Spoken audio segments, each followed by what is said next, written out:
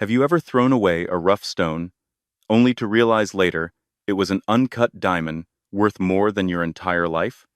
Liam thought he was trading up. He thought Oprah was plain, boring, and easily replaceable. He wanted a woman with status, a name that opened doors. So, he discarded her like yesterday's trash. But he didn't know the secret Oprah had been hiding for 3 years. He didn't know that the woman scrubbing his dishes was the sole heiress to a $1 trillion dynasty that owned the very bank he worked for. This is the story of a man who sold his soul for fool's gold, and the woman who bought it back just to crush him. The rain in Seattle didn't wash things clean, it just made the grime slicker. That's how Liam felt as he sat in the booth of Joe's diner, the vinyl seat cracked under his tailored navy suit. He checked his Rolex, a knockoff, though a very good one, and tapped his fingers impatiently against the laminate table. Across from him sat Oprah. She looked tired. She always looked tired these days. She was wearing that beige cardigan he hated, the one with the fraying cuff, and her brown hair was pulled back in a messy bun. She was nursing a lukewarm tea, her large, doe eyes fixed on him with a confusion that irritated him more than it should have. "Liam," she said softly, her voice raspy from a double shift at the city archive. "You said it was urgent. Is everything okay? Is it your mom?" Liam sighed, a sound practiced to convey burden rather than boredom. "No, Oprah. My mother is fine. It's us. We're not fine." Oprah froze. The spoon in her hand clinked against the ceramic mug. "What do you mean?" "I mean, look at this." Liam gestured vaguely at the diner, at her, at the space between them. "I'm moving up, Oprah. I just secured the account for the Kensington merger. I'm going to be a vice president at Stratton Oakmont within the year. I have a trajectory." "I know," Oprah smiled, though it was weak. "I'm so proud of you. I bought a bottle of that sparkling wine you like to celebrate tonight."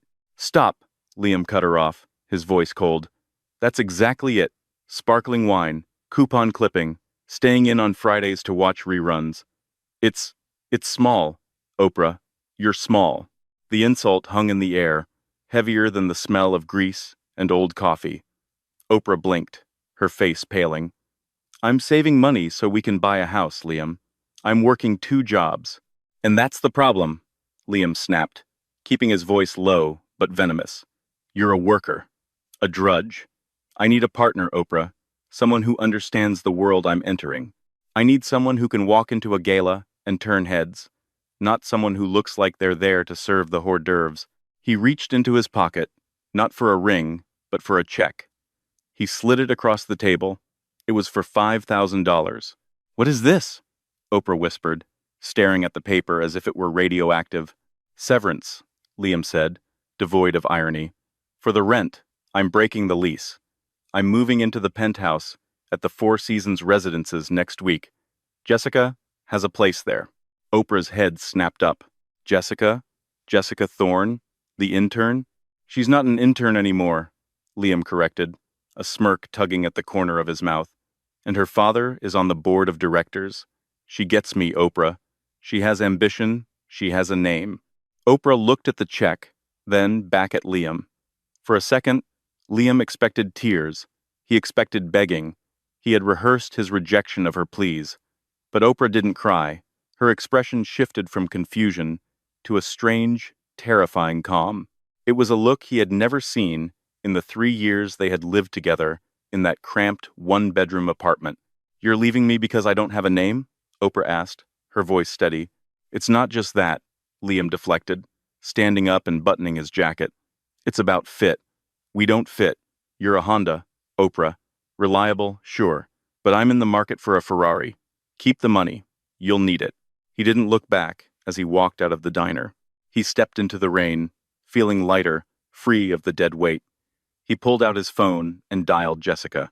"It's done," he said, a grin breaking across his face. "I'm on my way. Champagne? Real champagne this time. Dom Perignon." Inside the diner, Oprah sat motionless. She didn't touch the check. She slowly reached into her worn tote bag and pulled out an old, black flip phone, a burner she kept buried at the bottom. She dialed a number she hadn't called in 5 years. The line clicked open on the first ring. Miss Serafina? A British voice answered. It was Arthur, the head of security for the chaotic, sprawling empire of the Rothschild family. Arthur, Oprah said, her voice changing. The rasp was gone, replaced by a clipped, aristocratic, icy tone that Liam had never heard. He's gone. You can send the car. The rolls. And Arthur? Yes, miss? Tell grandmother she was right. Poor people are tedious. I'm ready to take my seat at the table. 3 months had passed since the day at the diner. For Liam, they were the best 3 months of his life, or so he told himself every time he looked in the mirror of the bathroom he now shared with Jessica Thorne. Life with Jessica was fast. It was loud. It was expensive. They spent weekends in the Hamptons at her father's estate, drinking gin and tonics with men who owned islands. Liam felt like he had finally arrived. He was no longer just an associate. He was Jessica Thorne's boyfriend. That title carried weight, but it was also exhausting. Jessica wasn't like Oprah. She didn't make him coffee in the morning. She screamed at the maid if her latte wasn't 104 degrees. She didn't listen to him vent about his day. She interrupted him to talk about which influencers were at the club last night. Liam, are you listening? Jessica snapped, snapping her manicured fingers in front of his face. They were at Le Bernardin, one of the most expensive restaurants in New York. Liam blinked, pulling his focus back. Sorry, babe. Just thinking about the merger. Well, stop thinking and start networking, she hissed, gesturing with her wine glass toward a table in the corner. Do you know who that is? That's chaotic wealth right there. That's Mr. Sterling's personal attorney. Liam looked. He saw a gray-haired man, eating quietly. So? So, Jessica rolled her eyes. The Sterling Gala is next week. It's the event of the decade. Everyone who is anyone will be there. My dad says he can get us tickets, but we need to be on the list for the Inner Circle VIP room. That's where the real deals happen. The Sterling Gala. Liam had heard the rumors. It was a charity event, hosted by the Shadow Board, a group of investors so wealthy they didn't appear on Forbes lists because they paid to keep their names off them. I'll handle it, Liam said, adjusting his tie. He felt a surge of arrogance. He was a rising star. He had discarded his past. He could handle anything. Meanwhile, across the Atlantic, the atmosphere was very different. In a private wing of the Ritz Paris, a woman stood on the balcony, overlooking the Place Vendôme. She wore a silk dressing gown that cost more than Liam's entire year of rent. Her hair, no longer in a messy bun, fell in lustrous, polished waves down her back. The acquisition of Stratton Oakmont is nearly complete, Miss Serafina, a man in a sharp suit, said from the doorway. He held a tablet. We have acquired 51% of the controlling shares through the shell companies in the Caymans. The board is unaware. Serafina, formerly Oprah, turned. Her face was harder now. The softness Liam had mocked was gone, replaced by the steel of a woman raised to rule empires. And the personnel files? She asked. Reviewed. We have flagged the employees for the restructuring. Liam Carter is on the list for promotion to VP, pending the board's approval. Serafina walked into the room and took the tablet. She stared at Liam's digital face. He looked smug in his corporate headshot. Leave him, she said quietly. The advisor looked surprised. Leave him? But ma'am, the instructions were to purge inefficient assets.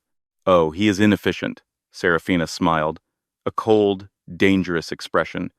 But firing him is too easy. He wants to be a vice president? Let him. He wants to go to the Sterling Gala? Ensure he gets an invitation. In fact, give him a front row seat. I don't understand, the advisor admitted. Liam loves heights, Arthur, Serafina said, walking over to a table where a diamond necklace lay the Coeur de la Mer, a piece of jewelry rumored to be lost at sea, now resting casually on her vanity. He loves to climb. I want him to climb so high that when I kick the ladder out from under him, he has plenty of time to think about his mistake on the way down. She picked up the necklace. Is everything ready for my return to New York? Yes, Miss Rothschild. The private jet is fueled.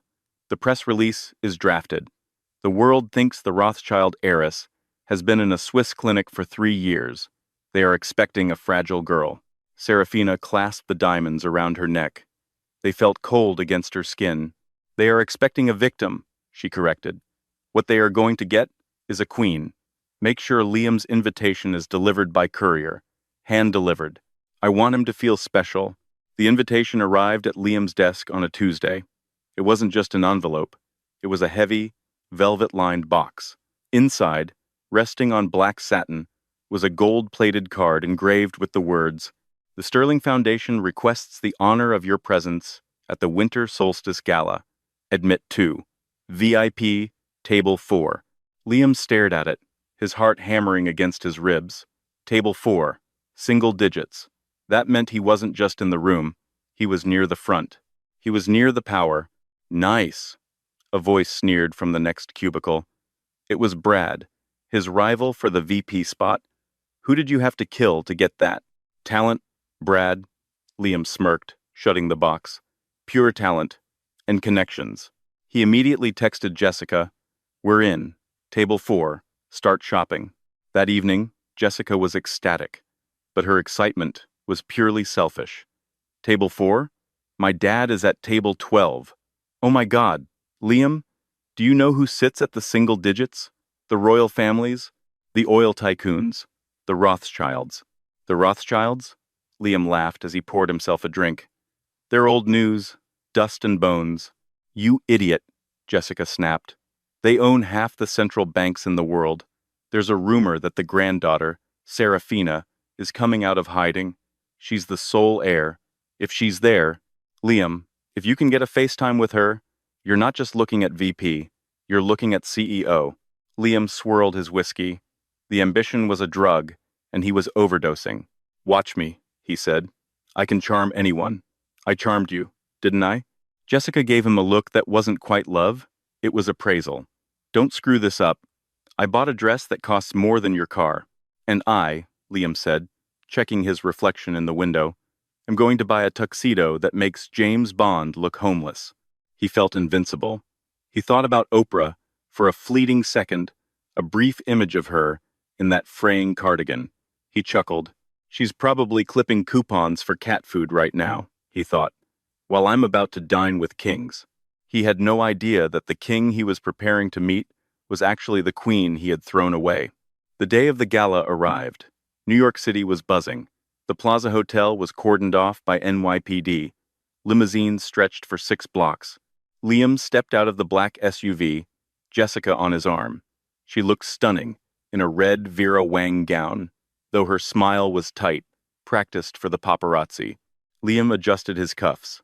The flashbulbs popped, blinding white light exploding around them. Name? A security guard, with an earpiece, asked at the entrance. He wasn't looking at a list. He was scanning retinas. Liam Carter. And guest. The scanner beeped green. Welcome, Mr. Carter. You are expected. They walked onto the red carpet. The air smelled of expensive perfume and money. Look, Jessica whispered, gripping his arm tightly. That's the Duke of Westminster. And there's Elon. Liam nodded, trying to look bored. Standard crowd. But inside, he was shaking. The ballroom was transformed into a winter wonderland of ice sculptures and white roses. It was breathtaking. They made their way to table 4. It was right next to the stage. The table was set with gold cutlery. There were only 2 other seats at the table, currently empty. Who are we sitting with? Jessica hissed, checking the place cards. The cards were blank. Someone important, Liam said, taking his seat. He felt like a king on a throne. Suddenly, a hush fell over the room. The lights dimmed. A spotlight hit the top of the grand staircase. Ladies and gentlemen, the master of ceremonies announced, his voice booming. Please welcome the chairwoman of the evening, the new majority owner of the Global Banking Consortium, Miss Serafina Rothschild. Liam clapped politely, craning his neck to see. Rothschild, he whispered to Jessica. Here comes the money. A woman stepped into the light. She was wearing a gown of midnight blue velvet, encrusted with diamonds that shimmered like stars. Her hair was swept up in a regal crown. She moved with a grace that made the air seem to part around her. She began to descend the stairs. Liam squinted. There was something familiar about her walk, something about the tilt of her head. She reached the bottom of the stairs and looked up, her face projected onto the massive screens on either side of the stage. Liam stopped breathing. The glass of champagne slipped from his fingers and shattered on the floor. Jessica jumped. Liam! What the hell? But Liam couldn't hear her. He couldn't hear the music. He couldn't feel his legs. Because the woman on the screen, the trillion-dollar heiress, the most powerful woman in the room, was Oprah, and she was looking directly at table 4. The ballroom was spinning. Or perhaps it was just Liam's mind, unable to latch onto the reality in front of him. On the massive screens, Oprah Serafina was smiling. It wasn't the shy, apologetic smile she used to give him when she forgot to buy milk. It was a smile that could launch armies or destroy economies. Liam, pick up your glass, Jessica hissed, digging her nails into his bicep. You're making a scene. Why are you staring at her like you've seen a ghost? I know her, Liam croaked. His throat felt like it was filled with sand. Everyone knows her, you idiot. She's a Rothschild, Jessica whispered furiously, scanning the room to see if anyone noticed Liam's clumsiness. Just shut up and look rich. Serafina moved away from the podium. The crowd parted like the Red Sea. She didn't walk toward the head table where the politicians and royalty sat. She walked straight toward table 4. Liam's heart hammered against his ribs like a trapped bird. Run, his instinct screamed. Get up and run. But he was frozen. She stopped right in front of them. Up close, the transformation was even more terrifying. Her skin glowed with the kind of health that only billions of dollars in private chefs could buy. The fraying cardigan was replaced by diamonds that were likely worth more than the entire Stratton Oakmont building. Good evening, she said. Her voice was velvet wrapped around a razor blade. Jessica practically launched herself out of her chair. Miss Rothschild, it is such an honor. I'm Jessica Thorne. My father is Richard Thorne, of Thorne Global. We've been dying to meet you. Serafina didn't even look at Jessica. Her eyes, those deep, brown doe eyes that Liam used to find boring, were locked onto Liam. And you must be Liam, she said. Liam stood up, his legs shaking. Oprah, Miss, you can call me Serafina, she said coolly. Oprah was a pseudonym, a little social experiment I was conducting. I wanted to see how the common man lives, how they love, how they betray. The table went silent. Jessica looked from Serafina to Liam, her eyes widening. Wait, you know him? Serafina finally glanced at Jessica, offering a pitying smile. Know him? We lived together for 3 years. I washed his socks. I cooked his pasta. I believe I even loaned him rent money on occasion. Jessica gasped, pulling her hand away from Liam's arm as if he were contagious. You dated the Rothschild heiress? And you didn't tell me? He didn't know, Serafina said, her voice dropping to a conspiratorial whisper. He thought I was just a boring little archivist. Isn't that right, Liam? You thought I was a Honda? Liam flinched. The word hung in the air. The people at the nearby tables, CEOs, actors, senators, were starting to listen. I didn't mean, Liam stammered. Oh, you meant it, Serafina laughed softly. She reached into her clutch, a small, diamond-encrusted object, and pulled out a piece of paper. It was wrinkled. It was the check for $5,000. You gave me this, she said, holding it up. Severance pay. For 3 years of my life. You told me to keep it because I would need it. She ripped the check in half. Then in quarters, she let the confetti pieces flutter down onto Liam's plate of untouched filet mignon. I don't need your money, Liam. In fact, I bought your building this morning. Did you know that? Stratton Oakmont is now a subsidiary of the Serafina Trust. Liam's knees gave out. He sat back down hard. Enjoy the gala, Serafina said, turning her back on him. I hear the champagne is Dom Perignon, real champagne. Try not to choke on it. She walked away, the train of her gown sweeping the floor. Liam sat in the ruins of his ego. He felt the eyes of the room on him. He turned to Jessica, looking for an anchor. Jessica, he pleaded. Jessica stood up. She looked at him with pure disgust. You dated her, and you dumped her? For me? Babe, I didn't know. You are the stupidest man I have ever met, she hissed. She grabbed her purse. Don't follow me. I need to go apologize to her. I need to distance myself from you before you ruin my social standing. Jessica. She walked away, leaving him alone at the VIP table. A waiter approached, looking at the torn check on Liam's plate. Are you finished with that, sir? The waiter asked dryly. Liam looked at the confetti.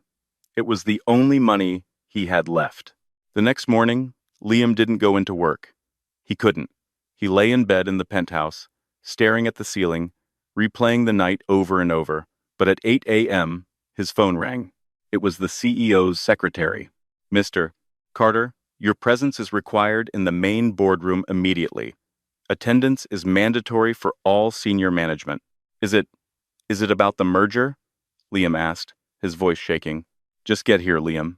He showered, dressed in his best suit, though it felt like a costume now, and drove to the office. The atmosphere at Stratton Oakmont was frantic. People were running around with boxes. Shredders were humming. When he walked into the boardroom, the air was freezing. The long mahogany table was full. The CEO, Mr. Henderson, looked pale. At the head of the table, in the chair's seat, sat Serafina. She was wearing a sharp white power suit that made her look like a modern-day angel of death. Next to her was Arthur, the British security head, looking menacing. Sit down, Liam, Serafina said, not looking up from a file she was reading. Liam took the only empty seat at the far end, opposite her. The distance felt like miles. As you all know, Serafina began, closing the file, my family has acquired this firm. We are restructuring. We are cutting the fat. She looked directly at Liam. We have been auditing the accounts of the prospective vice presidents. Mr. Carter, we found some interesting discrepancies in your expense reports. Liam's blood ran cold. That's standard practice. Everyone expenses client dinners. Client dinners? Serafina nodded. And weekends in the Hamptons? Jewelry purchases listed as office supplies? A lease on a penthouse listed as corporate housing? Jessica said, it was okay, Liam blurted out, throwing his girlfriend under the bus without hesitation. Jessica Thorne doesn't work here, Serafina said calmly. You do, and this constitutes embezzlement. The room gasped. Mr. Henderson looked at Liam with betrayal. Liam, is this true? It's a misunderstanding. It's theft, Serafina corrected. However, I am a benevolent owner. I am not going to fire you, Liam. Liam let out a breath he didn't know he was holding. Thank you, Oprah. Thank you. Don't thank me yet, she smiled. I'm not firing you, because if I fire you, I have to pay you a severance package. And as you know, I don't like wasting money on bad investments. Instead, you are being reassigned. She slid a single piece of paper down the long table. It slid all the way to Liam. Reassigned? Liam looked at the paper. Position, Junior Data Entry Clerk. Location, Archive Basement B. You said I was small, Serafina said, her voice echoing in the silent room. You said my work in the archives was for drudges. So, I think it's only fair you learn the trade. You will report to the basement immediately. Your salary has been adjusted to minimum wage. Your expense account is revoked.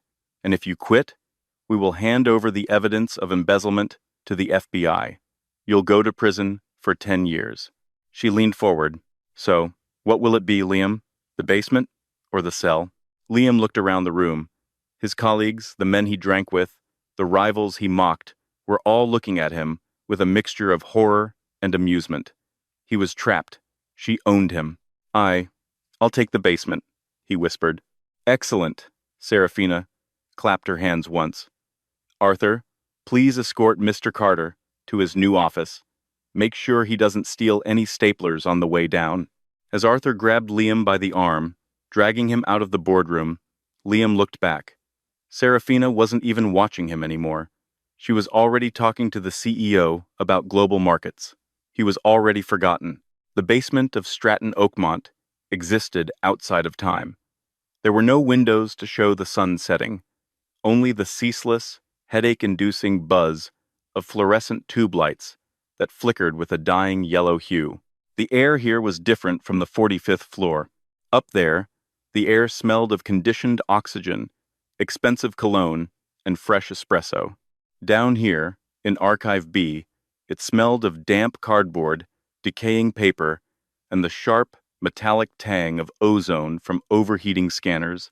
Liam sat on a stool that was missing a caster, his knees hitting the underside of a metal desk that was scarred with the graffiti of bored interns from decades past. He was scanning financial records from 1998. Scan, beep, save, next.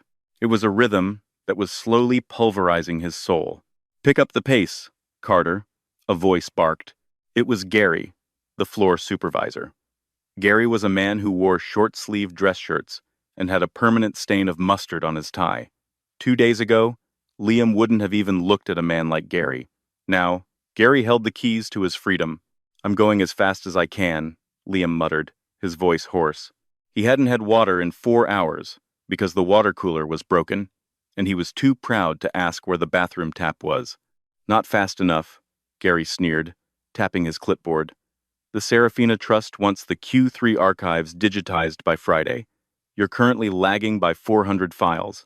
That's going to come out of your break time tomorrow. Liam gritted his teeth, the muscles in his jaw jumping. He wanted to scream. He wanted to throw the scanner through the drywall, but he couldn't. The memory of Serafina's voice in the boardroom was too fresh. Embezzlement, federal prison, 40 years. She had built a cage of gold and laws around him, and he was trapped. When the clock finally clicked to 6 p.m., Liam didn't walk out. He fled. He took the service elevator up to the lobby, avoiding the main glass lifts where his former colleagues might see him. He slipped out the side door into the alley, emerging into the gray, weeping drizzle of the New York evening. He reached into his pocket for his phone to call an Uber Black, a reflex he hadn't yet unlearned. Then he remembered. His credit cards were frozen. His corporate account was revoked. He pulled up the collar of his suit jacket, the only one he hadn't sold yet, and began to walk. It was 40 blocks to the Four Seasons. By the time he reached the gilded awning of the hotel, he was soaked to the bone. His Italian leather shoes squelched with every step, a humiliating sound that announced his downfall before he even spoke. He walked to the front desk, trying to summon the arrogance of the vice president he used to be. Key for penthouse B, he said to the concierge, a man named Henri, who had greeted him by name every day for 3 months. Henri didn't smile. He didn't reach for a key. He looked at Liam with a mixture of professional detachment and personal pity. Mr. Carter, Henri said softly, I'm afraid I cannot grant you access. What do you mean? Liam snapped, though his voice wavered. I live there. Not anymore, sir. The leaseholder, Miss Jessica Thorne, contacted management this morning. The lease has been terminated, effective immediately. The locks have been changed. The world tilted. Terminated? But my things, my clothes, my laptop. Miss Thorne requested that the apartment be cleared, Henri said, sliding a small cardboard box across the marble counter. She left this for you, the rest of your personal effects. Well, she directed the cleaning staff to dispose of them. Liam stared at the box. It was a shoebox. His entire life reduced to a shoebox. Dispose of them? Liam whispered. My watches? My suits? I believe the charity truck came at 3 p.m., sir. Liam grabbed the box, his hands shaking so violently he almost dropped it. He turned away from the counter, ignoring the whispers of the bellhops, and walked out of the hotel. He couldn't even sit in the lobby. He was a trespasser in his own life. He found a dry spot under a bus stop shelter, 2 blocks away. He sat on the cold metal bench, shivering, and opened the box. Inside, there was a single tube of toothpaste, a phone charger, and a letter. It wasn't handwritten. It was typed on Stratton Oakmont letterhead, a final, petty twist of the knife. Liam, I spoke to my father. He made it very clear that the Thorne family brand cannot be associated with a man under investigation for internal theft. It's simply bad PR. Also, I had lunch with Serafina today. Or should I say, Miss Rothschild. She is charming, really. She explained the situation to me. She told me how you used her, how you used me. It was an enlightening conversation. She offered me a position in her foundation's public relations division. It's a global role, Liam. Paris, Milan, Tokyo. I'm leaving tonight. I realized that while you were climbing the ladder, you were actually just a weight dragging me down. Don't try to contact me. My number has changed. And don't look for the engagement ring I bought you. I returned it. I used the store credit to buy a new Birkin bag. It seemed like a better investment. Goodbye, Liam. You always wanted to be unforgettable. Congratulations. You're now a cautionary tale. Yes. Liam crumpled the letter. A guttural roar built up in his chest, tearing through his throat. He screamed, a raw, animalistic sound that made pedestrians across the street stop and stare. He threw the box into the gutter. Used me? He shouted at the rain. She used me? Everyone used me? He sat there for an hour, the anger burning itself out, until only a cold, hollow dread remained. He had nothing. No job, no home, no girlfriend, no money. He was back to where he started, only worse. When he was with Oprah, he was poor but hopeful. Now, he was poor and stained. But as the rain relentlessly pounded the pavement, a strange, twisted logic began to take root in his mind. It started as a flicker of denial and grew into a blazing inferno of delusion. He thought about the meeting in the boardroom. She didn't fire me, he thought. She could have called the police right then and there. She could have had me arrested in front of everyone. But she didn't. Why? Why keep him in the basement? Why keep him in her building? Because she can't let me go, the voice in his head whispered. It's obsession. That's what it is. He stood up and began to pace the small length of the bus stop. The narrative in his head shifted. He wasn't the victim anymore. He was the protagonist of a twisted romance. She's hurt, he reasoned. I broke her heart. Of course she's lashing out. She's a Rothschild.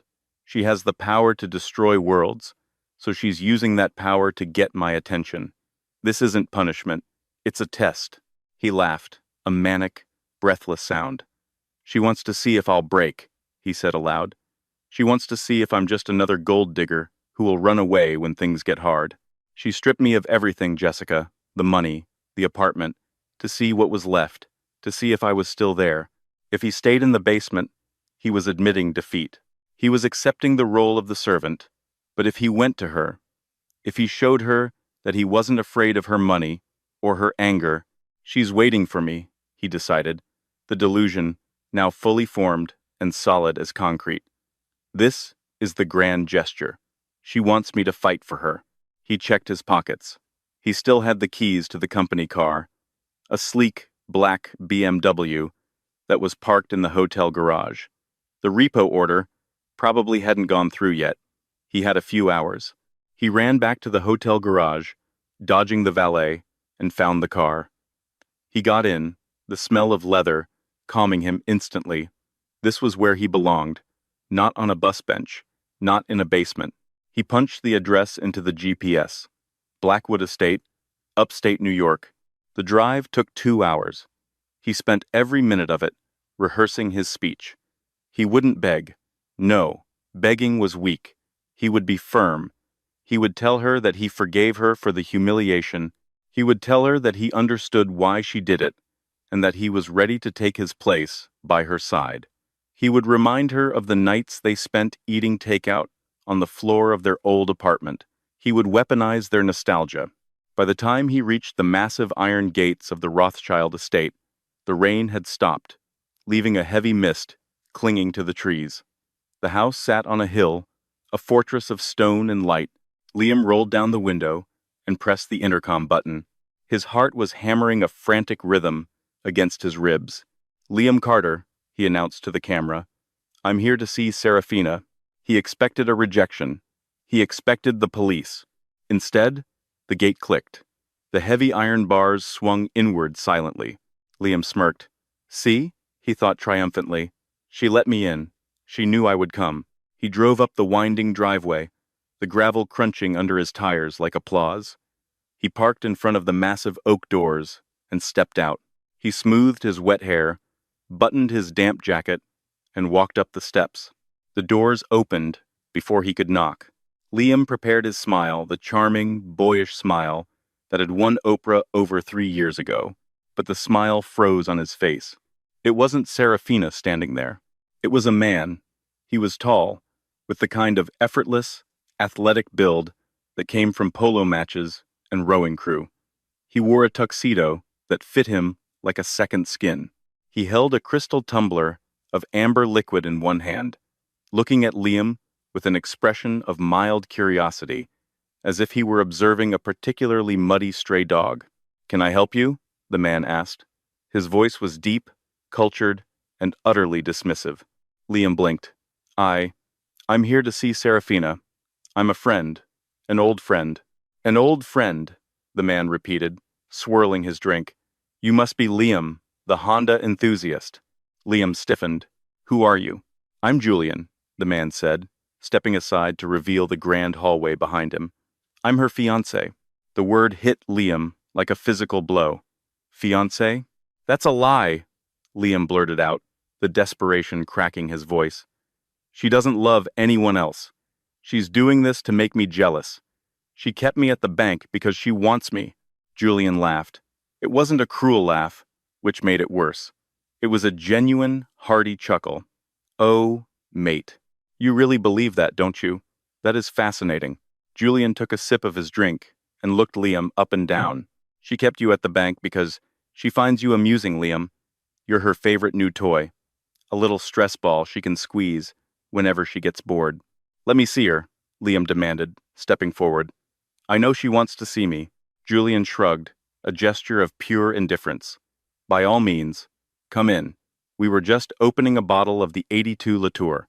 You're just in time for the toast." He opened the door wider. "But a word of advice, Liam," Julian said, his eyes turning cold.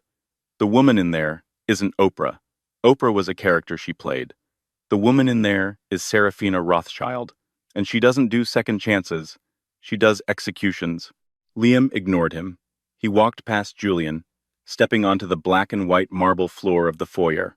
He felt the warmth of the house, the smell of wealth, and the pull of his own destruction. He walked toward the sound of laughter in the next room, convincing himself with every step that he was walking toward a reunion, blind to the fact that he was walking onto the chopping block. The grand salon of the Blackwood estate was less a room and more a cathedral dedicated to the worship of old money. The ceiling soared 30 feet high, frescoed with scenes of Greek mythology that looked suspiciously like originals. The walls were lined with portraits of ancestors who had likely financed wars and bailed out monarchies. Crystal chandeliers, massive and dripping with light, cast a warm, golden glow over a crowd that didn't just have net worths. They had GDPs. Liam stepped onto the Persian rug, his wet Italian loafers leaving dark, muddy prints on the intricate silk weave. He felt the sudden, oppressive silence as the hum of conversation died. The air smelled of expensive scotch, freesias, and the terrifying scent of absolute power. He scanned the room, his eyes darting frantically. He saw a senator he recognized from CNN. He saw a tech mogul who had just bought an island in the Pacific. And in the center of them all, radiating a gravitational pull that bent the room around her, was Serafina. She had changed since the gala. The blue velvet was gone. Tonight, she wore a gown of liquid white silk that clung to her frame like a second skin, backless and daring, shimmering under the lights. Her hair was loose, cascading in dark waves down her back. She looked untouchable. She looked like a goddess who had descended to earth solely to be worshipped. She was laughing at something an older man, her grandfather, the patriarch, had said. Her hand rested lightly, possessively, on the arm of Julian, who stood beside her like a sentinel carved from marble. "Serafina," Julian's voice cut through the silence. It wasn't loud, but it carried the weight of authority. "We have a straggler. He claims to be an old friend." Serafina turned. The movement was slow, deliberate. When her eyes landed on Liam, the warmth in them vanished instantly. It was like watching a candle be snuffed out in a vacuum. She didn't look angry. She looked bored. "Liam," she said, her voice smooth and devoid of emotion, I didn't think your Honda could make it up the driveway. A ripple of polite, cruel laughter moved through the room. Liam felt the heat rise in his cheeks, but he pushed it down. This was the test. She was testing his resolve. Oprah, Serafina, Liam started, his voice cracking. He took a step forward. Two massive security guards in the corner tensed, but Serafina raised a single, manicured hand to stop them. Let him speak, she said. I enjoy theater. We need to talk, Liam said, his hands shaking at his sides. Alone, please. Just give me 5 minutes to explain. I have no secrets from my family, Liam, she said, gesturing to the room with a sweep of her champagne glass. Or from my fiancé. Speak your piece. Liam looked at Julian, who was watching him with a smirk of pure pity. He looked at the crowd. He realized he had no choice. He had to make the grand gesture here, in front of everyone. I know why you're doing this, Liam said, his voice gaining a desperate strength. You're angry. I get it. I hurt you. I was an idiot, Oprah. I let the city, the job, the pressure, I let it all get to me. But you kept me at the bank. You didn't fire me. You didn't have me arrested. He took another step, entering her personal space. She didn't flinch. She just watched him, her expression unreadable. You kept me because you still care, Liam whispered, the delusion spilling out of him. You want me to prove that I'm not just another suit. You stripped me of everything. The money, the apartment, Jessica, to see if I'd still come back for you. Well, I'm here. I'm at the bottom, Oprah. I'll work in the basement. I'll scrub the floors. I'll do whatever it takes to earn you back. Because I know deep down, the girl who used to dance in the kitchen with me is still in there. He dropped to his knees. It was a move he had rehearsed in the car. He lowered his head, a portrait of penitence, waiting for her hand to touch his shoulder, waiting for the forgiveness that always came in the movies. The silence in the room was absolute. It stretched for 1 second, 2, 3, and then a sound broke it. It was laughter, but it wasn't the polite, cruel laughter of the guests. It was Serafina. She was laughing a bright, genuine, bubbling sound of pure amusement. She laughed until she had to hand her glass to Julian to wipe a tear from her eye. Oh, Liam, she sighed, shaking her head. You really are a narcissist, aren't you? You truly believe the world is a story written about you. Liam looked up, confused. What? Serafina stopped laughing. Her face went cold, sharp as a diamond cutter. She walked over to him, her heels clicking rhythmically on the parquet floor. She crouched down, her white dress pooling around her, bringing her face level with his. I didn't keep you at the bank because I love you, she whispered, her voice soft enough that only he could hear, yet heavy enough to crush him. I kept you because I own you. Liam blinked, his brain struggling to process the words. Own me? The embezzlement, she said simply. The audit we ran on your accounts? You and Jessica charged over $400,000 to the company cards. Personal trips, dinners, handbags, watches. That's grand larceny, Liam. Federal crime. Mandatory minimum sentencing of 10 years in a maximum security prison. Liam went pale. But, you said I could work it off. You said I could pay it back. Exactly, Serafina smiled. And it was the most terrifying thing he had ever seen. And do you know the math on that, Liam? Do you know how long it takes a junior data entry clerk on minimum wage to pay back $400,000 plus interest?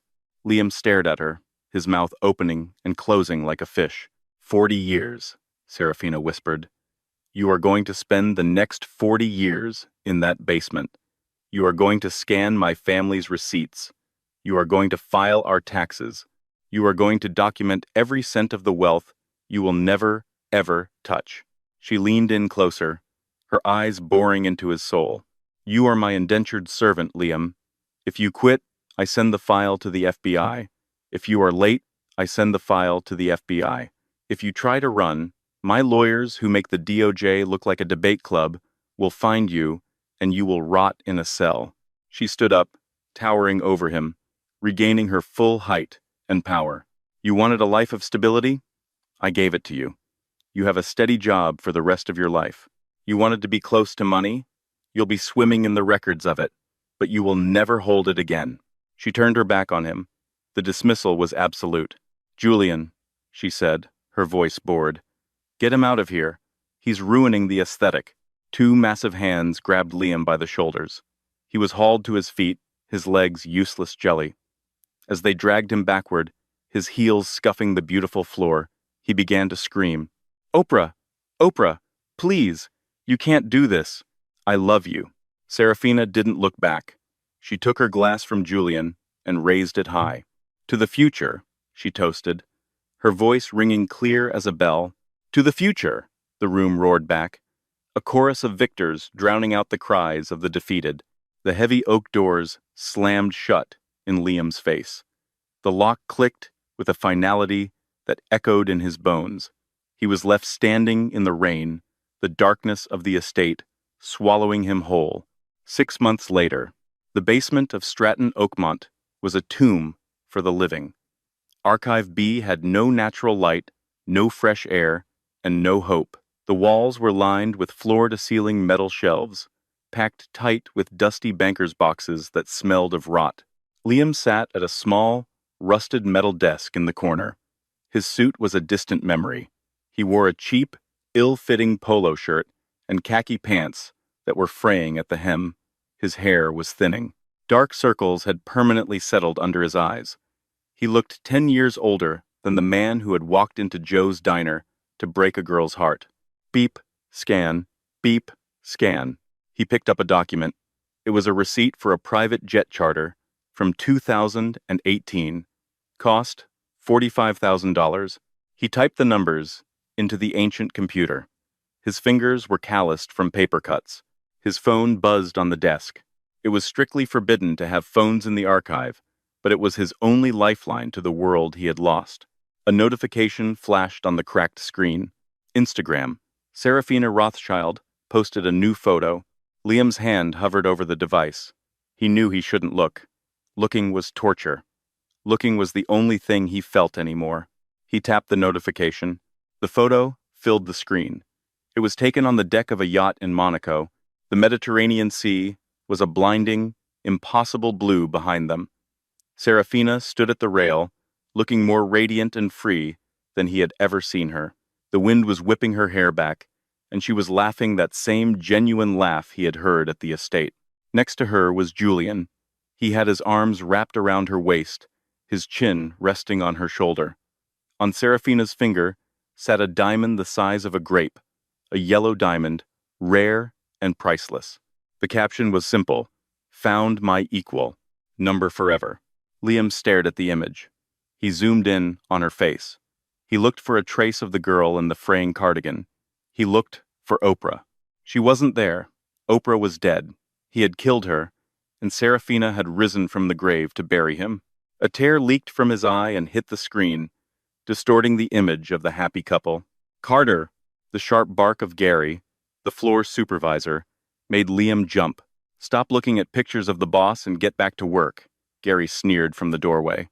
"You're behind quota. And remember, you still owe $398,000. Liam quickly wiped the phone screen and shoved it into his pocket. He picked up the next document from the stack. It was a receipt for a dinner at Le Bernardin, a dinner for two. Vintage champagne, caviar. He stared at the numbers. He picked up the scanner. Beep. He started typing. And so, Liam learned the hardest lesson of all. When you treat people like stepping stones, don't be surprised when you slip and fall. He spent his life chasing gold, only to realize he had thrown away the only treasure that truly mattered. Now, he's not climbing the corporate ladder, he's buried underneath it, paying the price for his arrogance one receipt at a time, a prisoner in a cage of his own making. What do you think? Did Serafina take her revenge too far? Or did Liam get exactly what he deserved? Was this justice, or was it cruelty? I want to hear your thoughts in the comments below. Type Team Serafina if you think she's a queen, or Team Mercy if you think 40 years is too harsh. If you enjoyed this story of karma, hidden identities, and ultimate revenge, please smash that like button. It really helps the channel grow and lets me know you want more stories like this. And don't forget to subscribe and hit the notification bell so you never miss a new drama. We drop new stories every week. Thanks for watching, and remember, be careful who you discard.